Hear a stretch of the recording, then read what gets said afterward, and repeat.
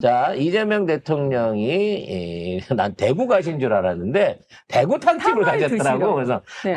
뭐 또 대구까지 가셨나 어저께는 나도 대구인 줄 알았어. 그런데 대통령실 근처에 대구 탕집 가셔가지고 네. 골목 상권 살피셨다고 합니다. 네, 어제 국회 시정연설 후에 용산 그 대구탕 골목에서 점심 식사를 하셨고요. 상인들을 만나서 실제로 경기가 어떤지 이야기를 들으셨는데 여기서 또 기자들하고도 이야기를 나눴습니다. 기자들이 1인시위 하고 있어가지고 마침 이재명 대통령이 이거 나 보러 가는 거죠? 이래가지고 다음에 만나는데 보러 가는 거죠? 내일 하고 저녁에 해서 만나기로 했는데 온 김에 이러면서. 얘기 나오고 갑시다 네. 하고 이런 분들과 같이 사진도 찍고 그러니까 언론 방송 3법 빨리 통과시키라고. 사실 뭐 웬만한 언론인들도 언론이 아니라 연예인들도 만나서 사진 찍어요, 뭐 사인해 주세요 이러면 쉽지 않은데 이재명 대표는 가는 데마다 기대 없이 할 말 있습니다. 그러면 일로 와봐 해서 앉혀놓고 수첩 꺼내들고 얘기를 듣는단 말이죠. 그리고 대통령 따라온 기자들하고도 뭐 차 마시면서 뭐 얘기를 했다고 합니다. 근데 뭐 그냥 채널A 영상인데 한번 보실까요? 갑자기 식사하시게 된 거는 어떤 뭐 대구탕 뭐 광주탕을 먹으리? 광주탕이 뭐야? 뭐 대구탕을 먹어? 아니면 뭐 광주탕을 먹어? 대전탕을 먹어? 강릉탕을 먹어?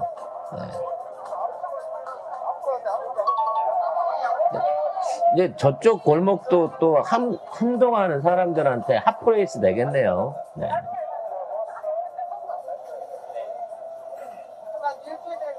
네, 사실 솔직히 기자들도 좀 잘 만나지 않을까요? 윤석열 같은 모질이에다가 꼰대 새끼하고 아무튼 하다가 정말 능력 있는 대통령이랑 같이 일을 하잖아요. 그리고 윤석열 정권 때와는 달리 만나는 사람들이나 사진 찍는 사람들이 너무 소탈하고 자연스러워요. 용산에 가면 저 집 한번 가봐야겠네. 대구탕.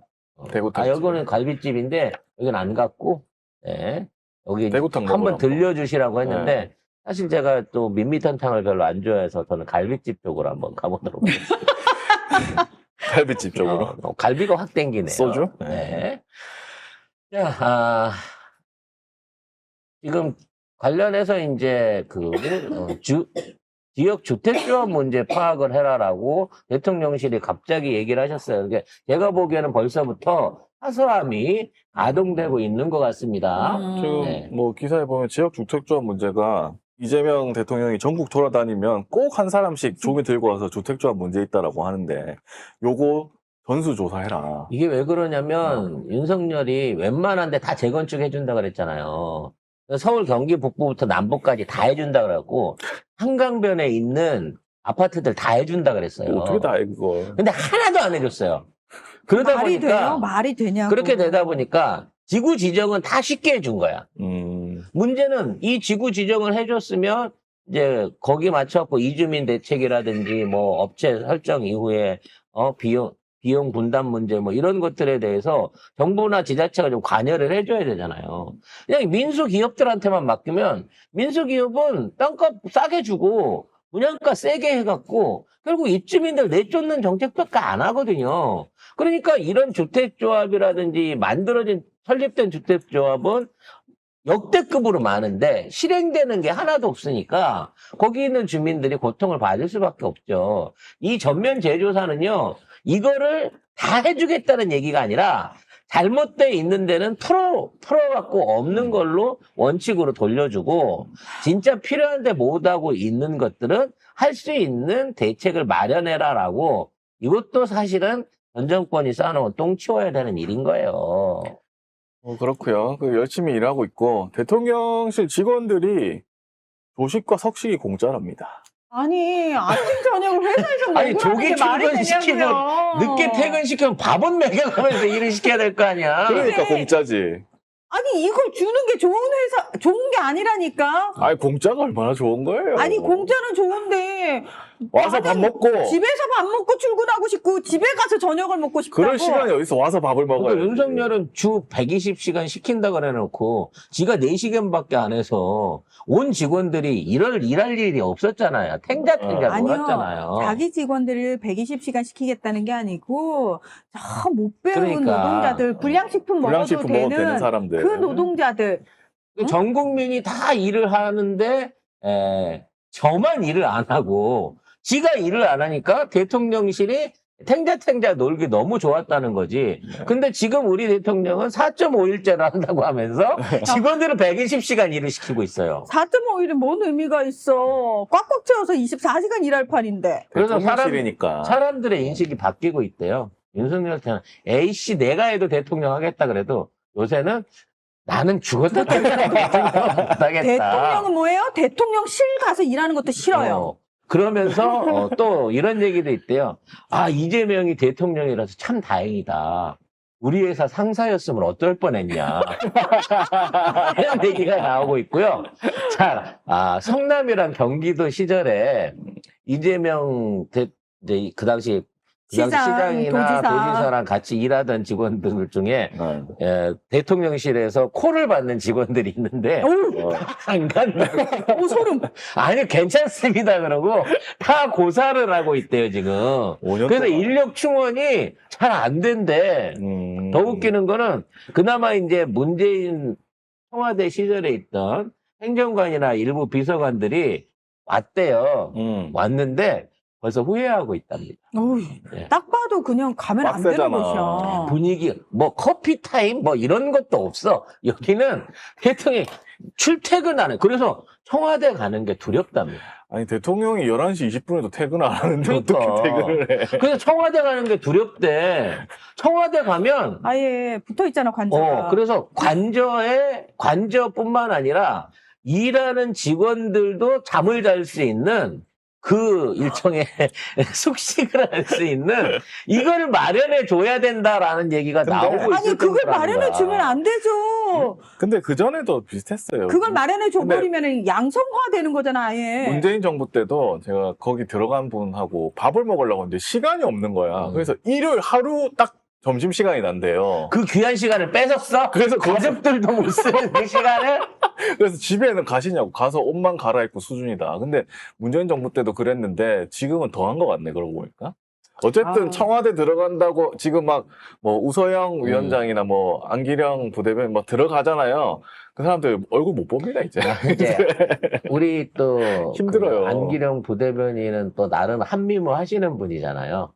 3개월 후에 얼굴이 이제 어떻게 되는지. 강훈식 제가 보기에는 이제 정은경과 강훈식 사이 정도의 어떤 급노화를 겪지 않을까라는 걱정이 됩니다. 아우, 다들 고생이 진짜. 많으십니다. 네, 진짜 너무 고생 많으십니다. 그런 와중에 기자들은 고생이 안 많은 것 같아요. 얼굴을 비치는데도 이 싸가지 없는 질문을 하고 있는 기자들 관련한 건데 내용이 뭐냐면 뭐 국정과제 추진에 문제가 있다, 뭐 차관 임명에 문제가 있다는 얘기가 나온다 그러니까 물어봤죠. 어디서 그런 소리를 해요? 아니 뭐 관가 이거 관가 어디요? 어디 관가요? 관가 어디요? 해줘. 어느 부처 부처요? 관가에서 얘기하는 거예요? 그건 좀 그러니까 이 새끼들이 아직도 버릇을 못 고친 거예요. 그렇죠. 버릇을 못. 어디서 누가 한 얘기인지 출처 있는 얘기를 갖고 와서 하라는 거 아니야. 그럼 지가 최소한 가서 임명에 대한 실명을 못 된다고 하면 무슨 기재부 쪽에서 그럽디다 아니면 뭐 행안부 쪽에서 그럽디다 라고 하는 구체적인 얘기를 해야 되는데 그냥 그동안 써왔던 그 뭔 관계인지는 모르는 관계자 뭐 내부인 내부 중진 뭐 이런 식으로 어영부영 있는지 없는지도 모를 사람 갖고 이런 얘기를 던져가지고 어그로 기사를 만든단 말이에요. 근데 얼굴을 까놓고 이렇게 하는데도 아직 그 버릇을 못 고쳤어.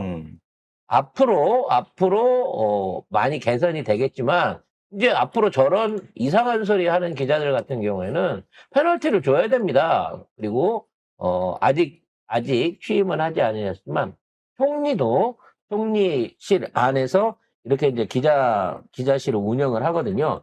총리실도 양방향으로 중계하기로 이미 방침을 세우고 내부 준비를 하고 있다고 합니다. 볼까요?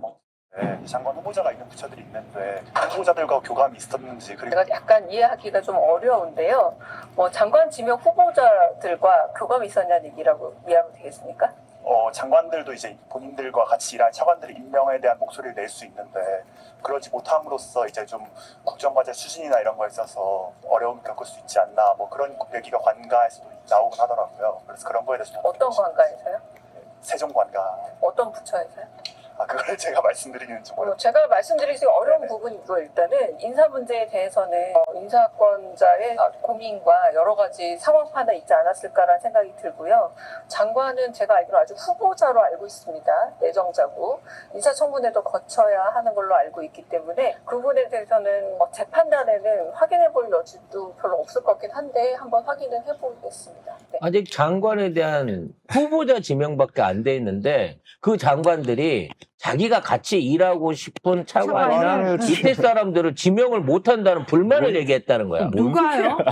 그러니까 우리도 궁금하네. 듣자마자 바로 또 아니 그게 무슨 누가요? 소린지를 일단 모르겠어. 아니 지금 우리 장관 후보자 11명 나온 사람들 중에 누가요? 내가 누구를 댔다 쓰려고 그러는데 못 쓰게 해서 기분이 나빠요. 이런 얘기 할 수 있는 사람이 누가 어디가 있어요? 있냐고. 그리고 그 사람이 왜 관가에 있겠어. 그리고 장관이 되고 나서 그러니까. 어떻게 하는 거지? 이건 그럼 뭐- 관가에서 얘기를 들었다면 장관의 얘기를 들은 게 아니라 지금 낙하산으로 있다 모가지 잘리게 생긴 검찰 출신 차관 새끼들이 벌써부터 지자리 걱정한다는 거 아니야. 그리고 아마 그 얘기일 것 같아요. 뭐 일방적으로 지금 다른 데 물어보지 않고 일방적으로 장관을 지명하는 거 아니야. 이런 식으로 몰아가려고 했던 것 같아. 그렇지. 그리고 장관을 지명하는데 장관 밑에 차관까지 신경 써가면서 지명해야 돼? 차관이 누군지도 몰라. 그럼 아니, 정부 입장에서 차관들 똑똑한 사람 좀 승진시켜서 올렸겠지. 네. 내부 승진 인사할 수 있는 사람이 있었으면 했겠지. 근데 그동안 전 정권의 따까리 하던 차관놈들 똘똘하게 일 잘하는 차관이 그 밑에서 일했겠냐고. 그 부처가 그렇게 개망하도록 내비뒀겠냐고. 하여튼 능력 있는 사람, 뭔가 제대로 된 공직자는요, 그따위 상관, 그따위 장관 밑에서 일 못해요. 속이 터져갖고 못한다고. 아무튼, 기레기들의 태도도 앞으로 바뀌어 나가야 된다라는 차원에서 여러분들에게 한번 보여드렸습니다. 그래요. 누구나 그럴싸한 계획이 있을 수 있죠. 처맞기 전까지는. 예. 처음 맞아 봐야죠.